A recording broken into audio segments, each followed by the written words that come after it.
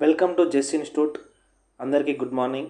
ఈరోజు ప్రధాన దినపత్రికల్లో వచ్చినటువంటి విద్య, ఉద్యోగం మరియు కరెంట్ అఫైర్స్ సంబంధించిన అంశాలను చూద్దాం. మొదటగా ఈసెట్లో 96.22% పాస్. జూన్ 15 నుంచి కౌన్సిలింగ్. బాలకృష్ణారెడ్డి. ఈసెట్లో 96.22% మంది అభ్యర్థులు కనీస మార్కులు సాధించి అర్హత సాధించారు.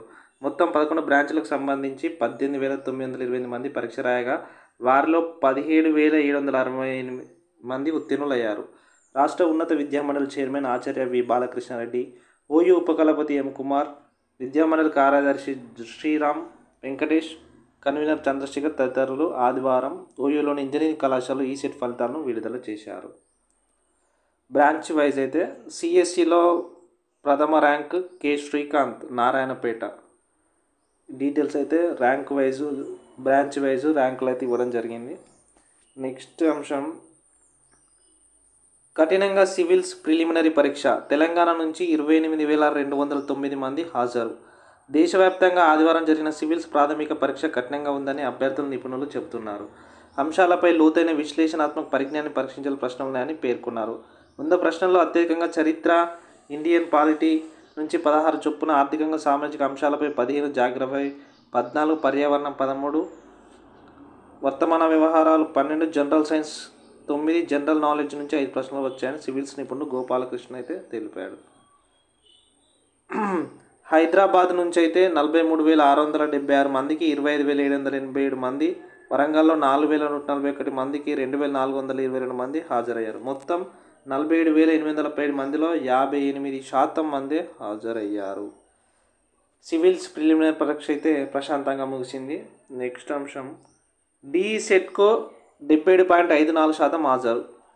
2 ఏళ్ల డిఈడి కోర్సులో ప్రవేశాల కోసం ఆదివారం జరిగిన డిసెట్ 2025 ఆన్లైన్ పరీక్షకు 77.54% మంది అభ్యర్థులు అయితే హాజరయ్యారని TG DEECET convener G. Ramesh ఒక ప్రకటనలో తెలిపారు. 2 షిఫ్ట్లో జరిగిన ఈ పరీక్షకు తెలుగు మాధ్యమానికి 77.77% మంది, ఆంగ్ల ఉర్దూ మాధ్యమాలకు 77.39% మంది విద్యార్థులు హాజరైనట్లు వెల్లడించారు. ఫలితాలు జూన్ 5 లోపే ప్రకటిస్తామని తెలిపారు.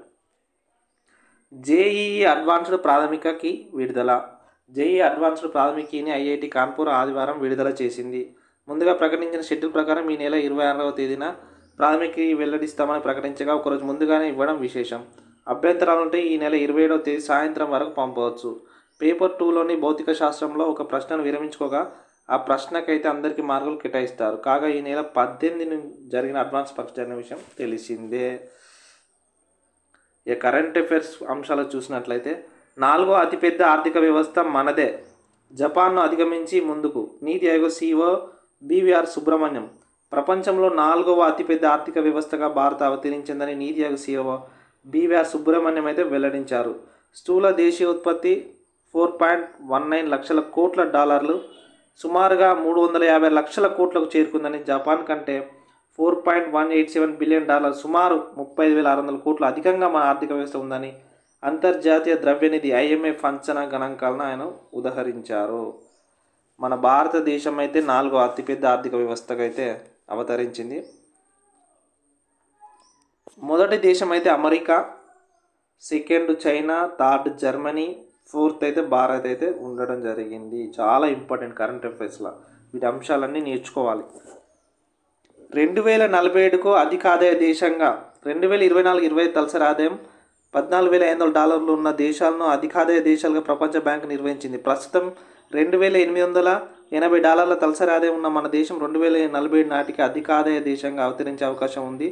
ఇదే లక్ష్యంతో వికసిత్ భారత్ @2047 ప్రణాళిక నీతి ఆయోగ్ రూపొందించింది. అప్పటికే మన దేశ ఆర్థిక వ్యవస్థ $30 లక్షల కోట్ల చేరొచ్చు అని అంచనా అయితే వేసింది.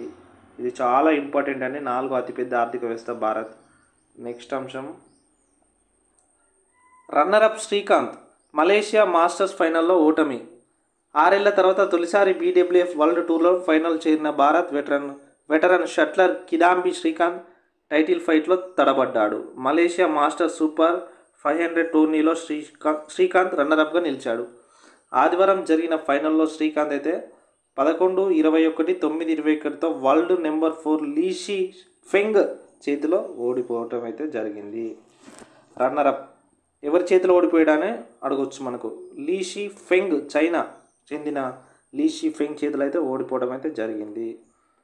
నెక్స్ట్ అంశం, ప్రణవ్ ఖ్యాతి జోడికి రజత పథకం. అంతర్జాతీయ షూటింగ్ క్రీడా సమాఖ్య జూనియర్ ప్రపంచ కప్ టోర్నమెంట్లో భారత్ ఖాతాలో మరో 2 పథకాలు చేరాయి. ఆదివారం జరిగిన 10 మీటర్ల ఎయిర్ రైఫిల్ మిక్స్డ్ టీమ్ ఈవెంట్లో నరేన్ ప్రణవ్ ఖ్యాతి చౌదరి జోడికి రజత పథకం అయితే వచ్చింది. హిమాన్షు శాంభవి క్షీర్ సాగర్ జంటకు కాంస్య పథకం లభించాయి. వీరికేమో కాంస్యం, వీరికేమో రజత పథకం అయితే రావడం జరిగింది. ప్రస్తుతం భారత్లో 2 స్వర్ణాలు, 4 రజతాలు, 4 కాంస్యాలతో కలిపి మొత్తం 10 పథకాలతో 2వ స్థానంలోనైతే ఉన్నది. ఇవండి ఈరోజుకు సంబంధించినటువంటి విద్య, ఉద్యోగం మరియు కరెంట్ అఫైర్స్ అంశాలు. అలాగే ప్రతిరోజు ఈ విధంగా మీకు ప్రతి కరెంట్ అఫైర్స్ కానీ విద్యా ఉద్యోగ సమాచారానికి మన జెస్ ఇన్స్టిట్యూట్ యూట్యూబ్ ఛానల్లో అప్లోడ్ చేయడం జరుగుతుంది. కాబట్టి మన యూట్యూబ్ ఛానల్ని సపోర్ట్ చేయండి, సబ్స్క్రైబ్ చేయండి, లైక్ చేయండి, షేర్ చేయండి. Thank you.